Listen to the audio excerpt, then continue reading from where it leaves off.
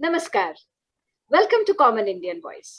आज हमारे साथ सुरेंद्र जी फिर से है और हमारे साथ एक नए गेस्ट है रणदीप सिसोदिया जी।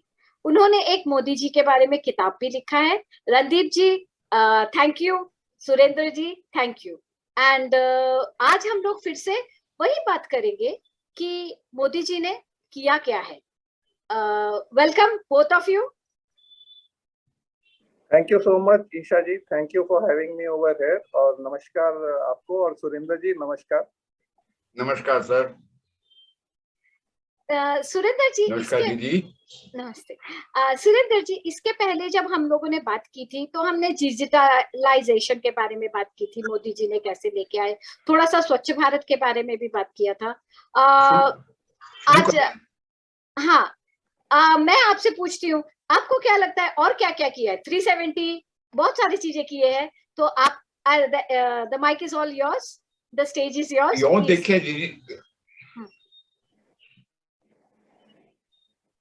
तो यदि भारतवर्ष में अपने स्वच्छता की बात करते हैं तो ये जरा गले से उतरती नहीं है। जिस देश में अधिकांश लोगों की एक आदत है दिन में 2 बार नहाने की, जो 2 बार नहीं नहाते, एक बार तो प्रातः हर एक परिवार के लोग नहाते, घर में झाड़ू बुहारी भी लगाते हैं, उसके बाद अपने ये ऐसे क्यों हुए? किस जगह ने अपनी प्रथा को भूला? इस समय ऐसा आ गया कि झाड़ू घर और कूड़ा दरवाजे के बाहर फेंक देते थे। दरवाजे के बाहर से ले जाने की क्या व्यवस्था? म्युनिसिपैलिटीज भी कमजोर हुई और हम लोगों ने भी कभी प्रेशराइज नहीं कि यहाँ से उठना चाहिए, भाई रहनी चाहिए। मुझे याद नहीं आता है, कलकत्ते में growing up I remember in early सड़कें सुबह रोज 2 बार कॉर्पोरेशन से धोई जाती थी, once in the morning and once in the evening time. Can you imagine streets being washed? तो उस परिस्थिति से हम लोग यहाँ क्यों आ गए कि एक प्राइम मिनिस्टर को याद दिलाना पड़ा कि हम अपना जो व्यवहार का उससे हम दूर जा रहे हैं और हमको वापस उसमें आना पड़ेगा। मंत्री को याद दिलाना पड़ा कि शौचालय बनने चाहिए, ये उनके महिलाएं अपने घर में ही करें, उनको आधी रात को या सुबह 4 बजे में नहीं जाना पड़े कि लोग हमें उसके पहले हम अपने कर ले, या दिन के वक्त में पूरा दिन ही बिना। किस तरह की सरकारें चलती थी? उन लोगों ने शायद ये सोच लिया था कि कोई रकम से जो डिपार्टमेंट सरकार के चल रहे हैं उन्हीं पे ध्यान देना है, जनता की जरूरतों पे या उनको सिखाने में। और सिखाने का काम भी एक का होना चाहिए, वो उन लोगों ने नहीं समझा। कुछ कानून में इधर उधर हेरा फेरी अदल बदल कर ली और करके अपने चलाते रहे थे। कोई बात आती है दूसरा पॉइंट डिजिटाइजेशन का। वाले लोग नहीं सोच सकते थे क्योंकि एक रिसेंट डेवलपमेंट हुआ है जब से इंटरनेट वगैरह आए हैं, कंप्यूटर वगैरह आए हैं। लेकिन उसके बाद देखिए कि 1 सेकंड की भी देरी हमारी सरकार ने या मोदी ने नहीं की कि लोगों को इससे अवगत। आज मुझे कहा जा रहा है कि शायद इंडिया में डिजिटाइजेशन का जितना है वो हो सकता है कि विश्व में सबसे ज्यादा हो। एक्चुअल फिगर है तो सबसे ज्यादा न भी हो तो भी ये पक्का है कि we are one of the leading countries of digitization. कल एक बैंक के ऑफिस हुई थी तो वो बता रही थी कि हम लोगों के काम बहुत कम हो गए हैं, काम डिजिटली हो जा रहा है कि बैंक करना चाहे उनको पेपर वर्क कम हो गया। और एक वक्त शायद आ सकता है कि एक बैंक ब्रांच में रीजनेबल साइज की में 2-3 लोग ही काम करें और काम अपने आप। तो आज के युग में समय की बचत, जाने की बचत। मुझे याद है मैं 2 साल पहले तक जाना पड़ता था कलकत्ते के एक बैंक में, वो बताने के लिए कि आई एम स्टिल अलाइव, तो देखता था कि एक दफ्तरों में खाली बैंक के काम के लिए एक पियोन रहता था। चेक जब जाएगा वो, तो उसको एक टोकन दे दिया जाएगा, वो बैठ जाओ वहां पे, उसका नंबर आवे, वो रुपए जमा कराओ, गिनाओ, ये करो। चेक कैश कराने जाना है, again today there is no such thing. तो इतनी टाइम की बचत, मैन, और हमारे से छोटे कामों में भी एक पियोन बैंक के लिए रखता था, तो बड़ी कंपनी में सोचा, जिनके 2-3 बैंकों में खाते होते थे और थे, तो ईज ऑफ बिजनेस भी को जोड़ सकते हैं। अब कभी लिस्ट दिखाई जाए तो अपने लोग बात करते हैं कि कौन सा कंपनी काम कम हुआ, या कौन सा सेल टैक्स, इनकम टैक्स वगैरह की चीज ईज ऑफ बिजनेस हुआ, लेकिन इन छोटी छोटी चीजों पे अपना ध्यान नहीं जाता है। कि मेरे मुंह से सेल टैक्स निकल गया, तो सेल टैक्स, एक्साइज, इन चीजों पे भी कितना था।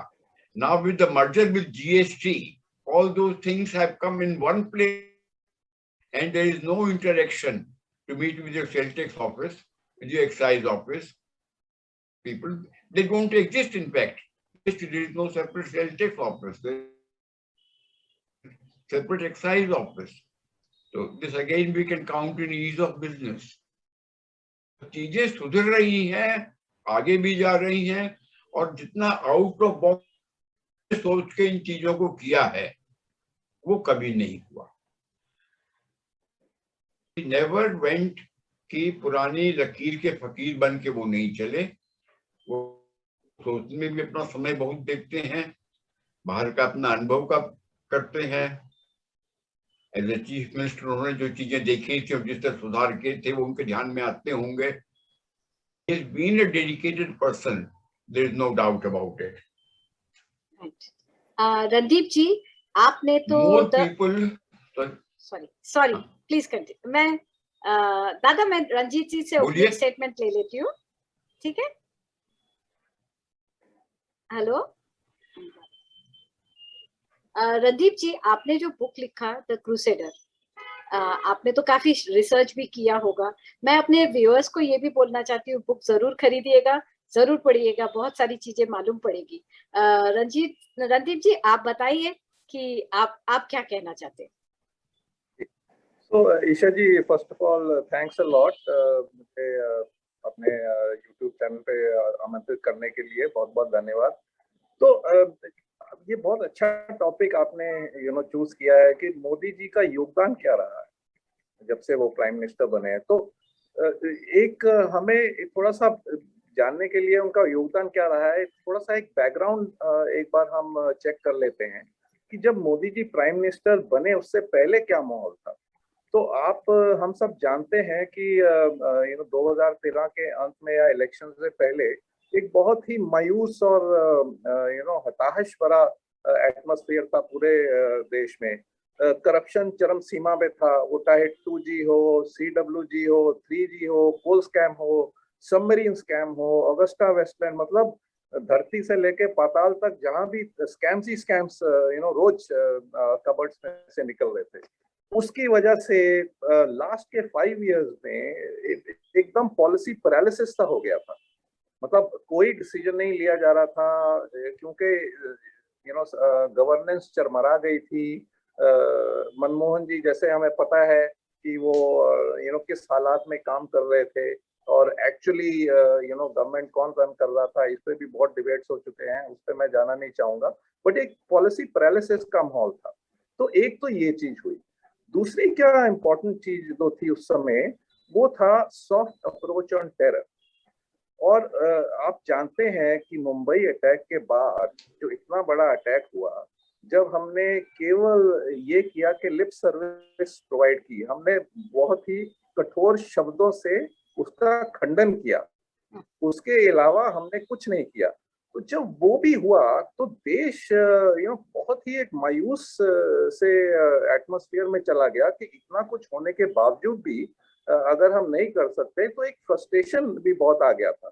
और क्योंकि हमारा सॉफ्ट अप्रोच टू टेरर था, तो आपको याद होगा कि बॉम्ब ब्लास्ट दिन दहाड़े सिटीज में, स्मॉल टाउन में, ऑल ओवर इंडिया हो रहे। तो क्या वो पुणे, क्या वो बॉम्बे, क्या वो अहमदाबाद, दिल्ली, मतलब कोई जगह नहीं छूटी थी। और करीब 500 सिविलियन से ज्यादा मारे गए थे। और आप जानते होंगे, और ये हमें याद रखना चाहिए कि 2014 से पहले हम लोग बाहर निकलते हुए भी डरते थे कि अगर मॉल पे जाना है तो अरे भाई बहुत भीड़ भाड़ होगी, सिनेमा हॉल में जाना है बहुत भीड़ भाड़ होगी, कुछ हो ना जाए। मतलब एक डर का माहौल बहुत पैल्पेबल था, तो इस माहौल में इलेक्शंस हुए। और इस माहौल में जब इलेक्शन हुए तो अब मोदी जी का जो इमेज था वो था एक इनकरप्टेबल। तो मतलब ये जो कोल्स में स्कैम्स और इतने स्कैम्स हो रहे थे, तो एक मोदी जी का जो इमेज आया कि ये इनकरप्टेबल आदमी है। और दूसरा जो था कि he strong decision maker who will be tough on terror. तो ये एक क्लियरली जो इमेज था, ये मोदी जी को ऊपर लाने में बहुत हेल्प किया। और जब आप देखिए इलेक्शन कैंपेन हुआ, तो कैंपेन में ये भी हमें नहीं भूलना चाहिए कि जो मोदी जी ने पूरा कैंपेन लड़ा, वो लड़ा था डेवलपमेंट के थीम पे, और ये मेरे ख्याल इंडिया की जो इंडिपेंडेंट पॉलिटिकल हिस्ट्री में है, ये पहली बार हुआ है कि डेवलपमेंट एक सबसे बड़ा मुद्दा था इलेक्शन में, और वो मोदी जी ने किया।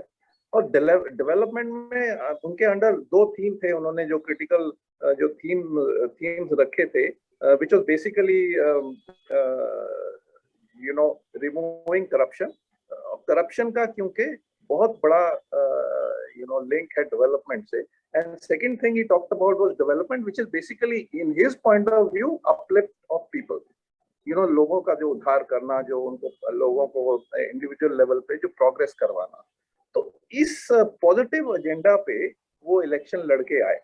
अब आप देखिए कि 2014 में जब वो आ गए, तो उन्होंने जो अपना इलेक्शन प्रॉमिसेस किए उस पे कैसे काम करना शुरू किया। सबसे पहले उन्होंने शुरू किया जन धन योजना। जब वो जन धन योजना लाए फाइनेंशियल इंक्लूजन का, तो आपको याद होगा कि ऑपोजिशन और जो लेफ्ट लटियंस मीडिया है, कितना मजाक उड़ाया गया कि बैंक अकाउंट खुल रहे हैं। पहले तो ये बैंक अकाउंट खोलने का फायदा क्या है, खाली रहेंगे। तो वो भी इवेंचुअली प्रूव हो गया, आज की डेट में लाख करोड़ से ऊपर वहां पैसा है। तो एक तो वो मजाक उड़ाया गया, और ये क्यों खुल रहे हैं, ठीक है, तो क्यों खुल रहे हैं, ठीक है भाई, मजाक होता गया पर मोदी जी काम करते गए। आज की डेट में क्या हुआ, 40 करोड़ बैंक अकाउंट खुल गए। फिर क्या हुआ, आधार पे फोकस आया। तो आधार जब सबके धड़ाधड़ बनने लगे, आपको याद होगा 2014 से पहले कितने लोगों का आधार था, और 2014 के बाद जब आधार पे फोकस आया, तो फिर उस पे ऑपोजिशन फिर उस पे इश्यूज रेज करने लगी कि तो प्राइवेसी, लोगों की प्राइवेसी पे आघात हो रहा है, और ये सब शुरू हो गया काम। लेकिन ये काम चलता रहा, तो एक 100% लोगों को, स्पेशली गरीब लोगों के, सबके आधार बन गए, और मोबाइल सबके पास था ही। तो ये एक मोदी जी ने बना दिया JAM trinity, which is Jan Dhan, bank accounts, Aadhaar और मोबाइल। और उसके थ्रू फिर क्या किया मोदी जी ने, डायरेक्ट बेनिफिट ट्रांसफर्स, जो कि जो पैसा था, जो सब्सिडीज थी, जो वेरियस वेलफेयर स्कीम्स थे, वो सब गरीबों के अकाउंट में डायरेक्टली जाने लग गया। तो इससे क्या हुआ कि करीब 450-480 स्कीम्स थे गवर्नमेंट के, उसमें 7 लाख करोड़ रुपया डायरेक्टली, 2019 तक की बात कर रहा हूं मैं, 5 साल के पहले 5 साल, 7 लाख करोड़ से ऊपर पैसा सीधा गरीबों के अकाउंट्स में गया। तो ऐसा, मैं फिर से रिपीट कर रहा हूँ, ये सबसे बड़ी बात जो हमें जाननी चाहिए कि इस लेवल पे, एक जमीनी लेवल पे इतना गरीबों के लिए काम कभी देश में नहीं हुआ है। ये मैं और आप जानते हैं, और हम ये लिख के दे सकते हैं। और सबसे बड़ी बात कि इसमें 1 पैसे का घोटाला नहीं हुआ। तो जहां पे आपको याद है, राजीव गांधी जी बोलते थे, वो खुद माने थे कि 1 रुपए से सिर्फ 15 पैसा ही गरीब तक। जब प्राइम मिनिस्टर ये कह रहा है, तो आप मान लीजिए कि 15 क्या, वो तो 5 या 6 पैसा ही पहुंचता होगा, उससे भी कम। और हमको पता है कि कितना पहुंचता था। वो आज की डेट में करीब 100%, वो 100 का 100 पैसा वहां चला गया गरीबों के पास। तो इससे क्या हुआ कि करप्शन कितना रिड्यूस होगा आप हो गया, आप खुद ही जान लीजिए। अब करप्शन की बात शुरू की है तो करप्शन भी इलेक्शन एजेंडा था। तो करप्शन पे क्या किया मोदी जी ने, आते ही एसआईटी एस्टैब्लिश कर दी, एसआईटी कॉन्स्टिट्यूट कर दिया, जो कि यूपीए सरकार सुप्रीम कोर्ट के कहने पे भी नहीं कर रही थी। SIT for black money Modi सरकार ने आते ही किया। और उसके बाद क्या हुआ, उसके बाद क्या हुआ कि आपने मोदी जी ने विभिन्न सरकारों के साथ data sharing agreements for taxation sign किए, वो चाहे स्विट्जरलैंड हो, चाहे वो केमन आइलैंड हो, चाहे वो मालदीव्स हो, और जितने जितने भी हमें जगह पता है जहाँ पे टैक्सेशन अवॉइडेंस होता था, वहाँ सब जगह स्विट्जरलैंड से लेके आइलैंड तक सब जगह मोदी जी ने मोदी सरकार ने वो एग्रीमेंट साइन किए। उससे क्या हुआ कि चलिए अब ब्लैक मनी वहां से कितना आया वो तो अभी भी इतना डेटा हमारे पास अवेलेबल नहीं है, बट एक चीज मैं श्योरिटी से कह सकता हूं कि उसके बाद से ब्लैक मनी बाहर जाना बहुत ही मुश्किल हो गया, क्योंकि आप जहां भी ब्लैक मनी भेजेंगे सरकार को तुरंत ही, और तुरंत या 1 साल के अंदर अंदर फाइनेंशियल ईयर के खत्म होने तक वो सब डेटा के कितना पैसा इंडिया से कहाँ गया है, स्विट्जरलैंड में गया है, लिechtenstein में गया है, या कोई भी मालदीव में गया है, वो सब डेटा इंडिया के पास, सरकार के पास आने वाला था। तो उस वजह से भी अब वो कम से कम ब्लैक मनी बाहर जाना बंद हो गया। और तो आपको याद होगा प्रधानमंत्री जी भी ये बहुत बार स्टेटमेंट दिए हैं, इलेक्शन कैंपेन में भी दिए हैं कि मोदी सरकार के आने से पहले ये देखा जाता था कि आज कितना पैसा देश से बाहर गया, उस सरकार के आने के बाद अब ये देखा जा रहा है कि कितना पैसा आया। तो ये एक बहुत बड़ी ये पॉजिटिव डेवलपमेंट हुआ है। और दूसरी आप देखिए कि मोदी जी के लेवल पे आज आप देखिए कितने 7 साल हो गए हैं, कितने स्कैम हुए हैं, एक भी स्कैम नहीं हुआ है, एक भी स्कैम नहीं हुआ है। तो इससे ये दर्शाता है कि Modi ji is leading, he is walking the talk. जो वो कह रहे हैं मतलब ब्लैक मनी सिर्फ एक इंडिविजुअल जो ट्रेडर्स हैं उन्हीं की बात नहीं कर रहे हैं, बट वो अपने सरकार की भी बात कर रहे हैं। तो जब वो कहते हैं ना खाऊंगा ना खाने दूंगा, तो वो उस पर पूरे उतर रहे हैं। तो ये तो 2 चीजें हैं, आप देखिए करप्शन और डेवलपमेंट में कैसे साथ साथ चल रही हैं, और ये मोदी जी ने करके दिखाया है। तो अब आप देखिए कि मोदी जी ने क्या किया है, डेवलपमेंट और upliftment of masses and economy को उन्होंने सेपरेट कर दिया है। क्योंकि इकोनॉमी ऊपर जाए नीचे जाए कुछ भी हो, लेकिन क्या हो रहा है कि गरीबों के मकान बन रहे हैं। आज की डेट में आप देखिए कि 1.7 करोड़ हाउसेस फॉर रूरल बन चुके हैं, PMAY के अंडर, प्रधानमंत्री आवास योजना के अंडर बन चुके हैं। वही यूपीए के दौरान सिर्फ 25 लाख बने थे। तो कहाँ 25 लाख और कहाँ, चलिए आप फर्स्ट टर्म मोदी सरकार का देखें तो 1.25 करोड़ मतलब 5 गुना ज्यादा मकान बने। और अब मकान सिर्फ बने नहीं है, वो पहले जो था और अब के आप कंपैरिजन कीजिए, क्वालिटी में जमीन आसमान का अंतर है। जिस क्वालिटी के पहले मकान बनते थे और जो अब बनाए हैं उसमें सब सुविधाएं दी गई हैं, बिजली, पानी, गैस कनेक्शन, वाटर कनेक्शन, सब कुछ दिया गया है। जबकि जब पहले मकान बनते तो ये कुछ नहीं हो रहा था। तो आप ये देखिए कि एक तो स्पीड और दूसरी क्वालिटी, दोनों चीजों पे जमीन आसमान का अंतर किया। टॉयलेट्स की बात करें तो 10-11 करोड़ टॉयलेट्स, जब जैसे सुरेंद्र जी भी स्वच्छ भारत की बात कर रहे थे, बहुत एम्फसाइज किया है, वो जरूरी है करना। क्योंकि आज की डेट में, पहले जब इंडिया सिर्फ 30-35% डेफिकेशन फ्री था, आज की डेट में 95 और 99% डेफिकेशन फ्री हो, तो मतलब एक तरह से आप कह लीजिए कि 100% डेफिकेशन फ्री हो गया है इंडिया। तो ये अब, और स्पेशली इसके सबसे ज्यादा बेनिफिट हुआ है हमारी महिलाओं को। और क्योंकि आप गांव दूर दराज जाइए तो आप देखिए तो वो टॉयलेट क्या टॉयलेट नहीं कहती हैं, ये कहती हैं हम इज्जत घर दिया है मोदी ने। तो ये बहुत बड़ा डिफरेंस हुआ है। और ये मैंने पर्सनली भी, जो मैंने अपने टूर्स किए यूपी बिहार में 2019 इलेक्शन से पहले, मैं आपको बता रहा हूँ कि यूपी यूपी के सबसे पिछड़े इलाके, बिहार के सबसे पिछड़े इलाके, जो कुशीनगर, देवरिया, इन इलाकों में इतना नक्सलिज्म है, जहाँ इतनी गरीबी है, मैं वहां गया हूँ और मैंने वहां भी PMAY के अंडर मकान देखे, टॉयलेट्स देखे।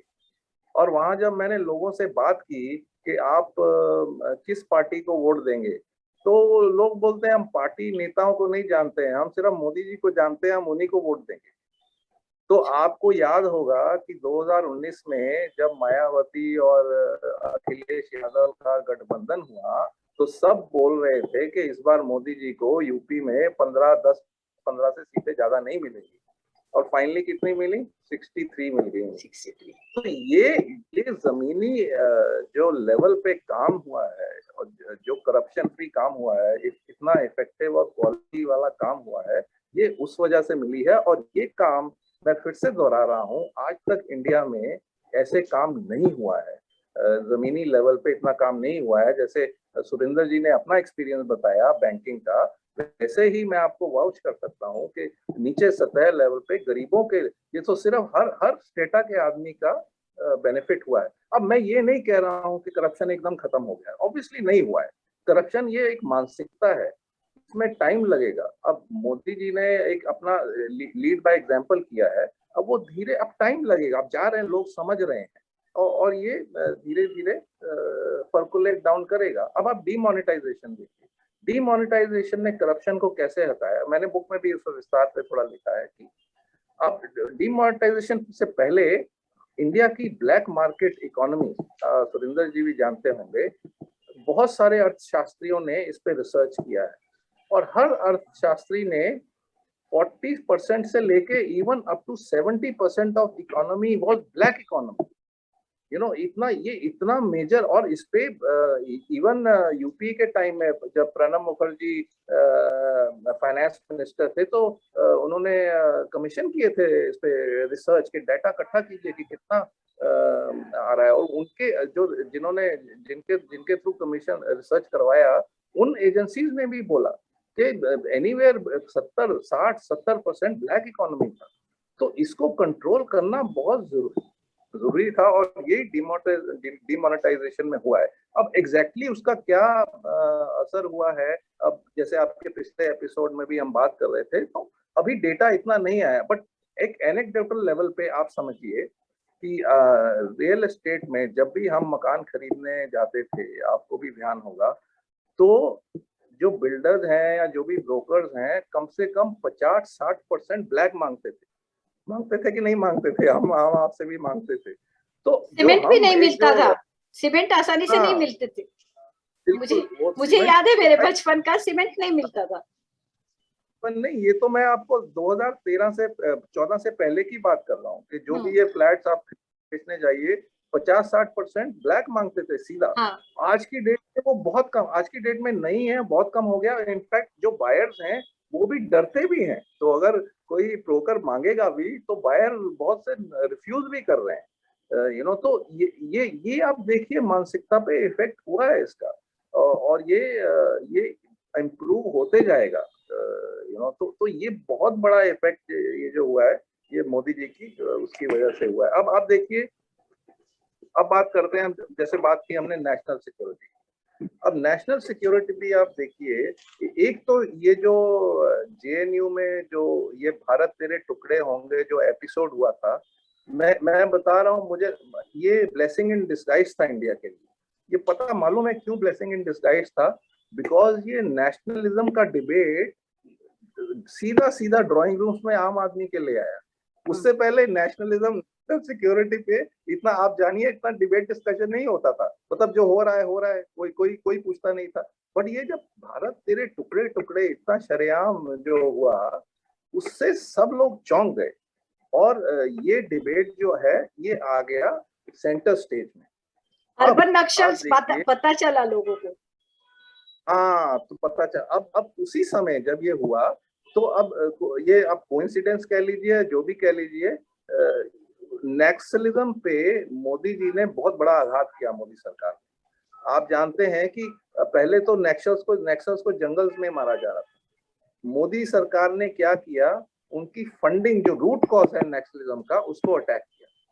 तो उनके जो सोर्स ऑफ फंड्स हैं और उनको जो एक सैद्धांतिक जो उनको विचारधारा को जो पनपनाते उसको जो विचारधारा को सपोर्ट कर रहे थे, जो एजुकेटेड लोग हैं, जो जो रियल रूट्स बिहाइंड दैट, वो जो लॉयर्स थे, वो जो, मैं उनका नाम नहीं लेना चाहता हूँ, लॉयर्स थे, प्रोफेसर्स थे, हम सब ने देखा कैसे अरेस्ट हुए, आज भी वो जेल में है, केसेस चल रहे हैं और वो प्रूव हो रहा है कि उन्होंने वाकई में ये कॉन्स्पिरेसी रची है। मतलब ये सब अब चल रहा है फिर अभी, लेकिन लोग अभी भी, तो ये जो है उससे डायरेक्ट इम्पैक्ट हुआ कि जो फंडिंग के सोर्स हैं उस पे अटैक हुआ, वो बंद हुए। बहुत सारे एनजीओ आप जानते हैं वो बंद हुए, बिकॉज वो जो है ये डायरेक्टली सपोर्ट कर रहे थे नेशनलिज्म और इंटरनल सिक्योरिटी को, बहुत बहुत बड़ा थ्रेट था। तो वो बंद हुआ। तो एक तो आप एक्सटर्नल थ्रेट को देखिए, आप एक्सटर्नल थ्रेट जो टेररिज्म है हम सब जानते हैं, जो सर्जिकल स्ट्राइक हुआ, फिर बालाकोट स्ट्राइक हुए, तो इससे एक क्लियर मैसेज गया कि मोदी सरकार एक नो नॉनसेंस सरकार है, और पाकिस्तान को क्लियरली बता दिया गया कि अगर आप कोई भी गलत काम ऐसा करेंगे तो आपको बहुत ये costly consequences will be extremely costly, and that was clearly communicated to Pakistan. ठीक है, तो अब आप ये देखिए कि उस आज डेट में 7 साल में आप मुझे बता दीजिए ईशा जी, कोई मेजर बॉम्ब ब्लास्ट हुआ हो? जम्मू कश्मीर को छोड़ दीजिए, कश्मीर के बाहर अब एक भी बॉम्ब ब्लास्ट नहीं हुआ है। मैं महाराष्ट्र में रहती हूँ, तो महाराष्ट्र की पहले कंडीशन कैसी थी और आज कैसी है वो तो समझ में ही आ रहा है। मैं आपको एक थोड़ा सा रोकती हूँ रणदीप जी, थोड़ा सा तो टाइम का कंस्ट्रेंट होता है, मगर मुझे आपको प्रॉमिस करना पड़ेगा आप फिर से आएंगे। आप मुझे अपना टाइम बताएंगे, and I will take a few statements from दादा, फिर आपसे, एंड देन रैप अप करना पड़ेगा। दादा आप प्लीज, आपका तो थोड़ा सा साउंड में प्रॉब्लम आ रहा था। हाँ दादा बोलिए। रणदीप जी एक्सीलेंट, आपने कितने सारी बातें बोली है। I think viewers are going to really enjoy themselves. Knowledgeable man, थोड़ा सा सिस्टम ठीक करना पड़ेगा, आवाज बहुत कट रही थी, एक बार अपना सिस्टम को अपडेट करवा लेंगे, he can be a very good asset to our company। ऐशा जी मुझे एक प्रश्न पूछना है कि क्या आप मुझसे बात भी कर सकते हैं? राजीव जी ने एक बार कहा, और सब कोट करते हैं, कि हम 1 रुपया भेजती है सरकार तो वहां 15 पैसे ही पहुंचता है। लेकिन किसी नेता ने, राजीव जी ने भी नहीं बताया कि सरकार के खजाने में जब आने हैं तो जो 100 रुपये आने होते हैं उसमें कितने पहुंचते हैं, कितने में अटक जाते हैं। अब अपने कहते हैं कोई भी डील होती है तो 10 नंबर को कमीशन जाता है, फलाने को जाता है, ये जाता है। इस तरह की कभी क्यों नहीं उठी कि आने का रुपया भी कहीं अटकता है क्या? मनमोहन जी हमेशा एक पेट फ्रेज सुनते थे अपने, money doesn't grow on trees. पहले के मैं था लोकसभा में, तब तो इसका बोलता हूं, कभी किसी प्रोजेक्ट की बात होती तो हमारे पास फंड्स नहीं है, हम कैसे करेंगे। इन पिछले 7 साल में आपने मोदी जी से या इस सरकार से कभी सुना कि ये काम फंड्स के कारण नहीं हो रहा? एब्सोल्युटली। अभी इतनी बड़ी क्राइसिस आई, इतना लंबा लॉकडाउन रहा, बीमारियां हुई, इतने कारखाने बंद हुए, इतने लोगों की नौकरी गई, उसके बाद भी 2 साल करीब आ गया, 80 करोड़ लोगों को रोज अनाज मिल रहा है, फ्री में वैक्सीन लगाई गई, कहाँ क्या नहीं बांटा गया, कितना रुपया लगा होगा इमीडिएटली वो ऑक्सीजन प्लांट्स वगैरह बैठाने के लिए, ये करने के लिए। कभी किसी के मुंह से सुना कि पैसे की कमी नहीं है? तो अचानक ही पैसे की बरसात कहाँ से होने लगी? Was it not a mindset कि हम लोगों को कोई काम करना है, इसी पैसे का एक बहाना कर दो और निकल जाओ? आपको याद होगा लद्दाख जमीन की बात हुई, और उसके पहले रफाल की बात ले लीजिए।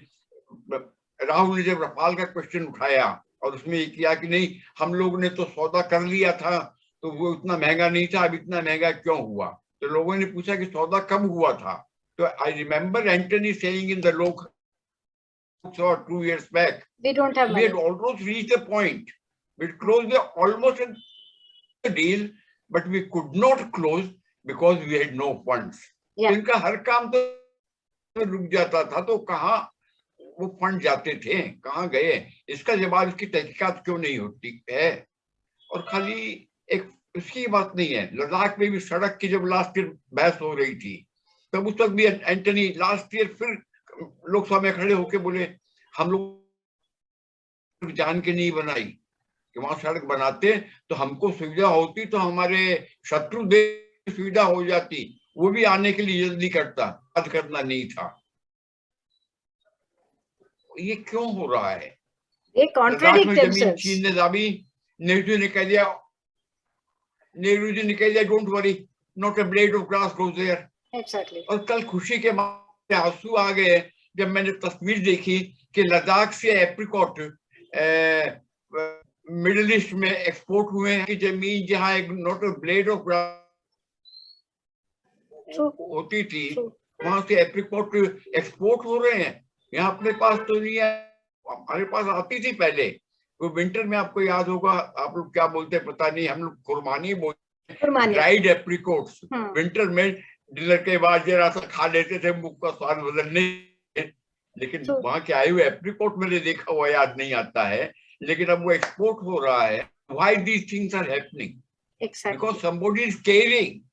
ही is not a prime minister, he is not a political leader, he is acting like a guardian of the country. और सब जगह सब जरूरतें पे उनकी नजर रहती है, और कहाँ आगे बढ़ाना, क्या चीज को उसकी बात करते हैं। अभी कल परसों उन्होंने कहा कि सिक्किम वालों से कि कैन यू, असम से नॉर्थ ईस्ट को, कि can you change your entire agriculture to organic. तो उतना सोच के वो आगे की बात कर रहे हैं। कभी आपने पुरानी गवर्नमेंट्स के मुंह से, मनमोहन जी के मुंह से 10 साल बैठे थे, वो ऑर्गेनिक की बात सुनी थी? तो व्हाट वाज हैपनिंग? थोड़ी देर पहले रणदीप जी ने कहा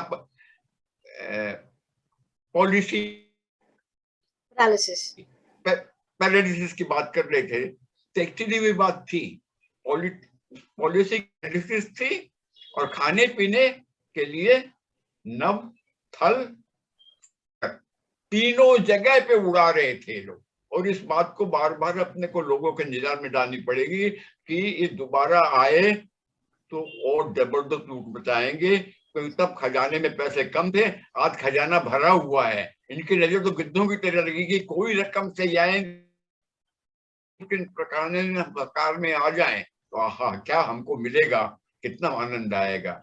इन चीजों पे खास करके सरकार पे आने वाला रुपया कहाँ अटकता है, इसकी चर्चा की मिले, ये आप बताइए। राइट। मतलब मैं ना आप लोगों को जितना सुनती हूँ, मुझे ऐसा लगता है कि सुनती ही रहूं। हम लोग अब मैं एक ही ये कर रही हूँ, टाइम कंस्ट्रेंट।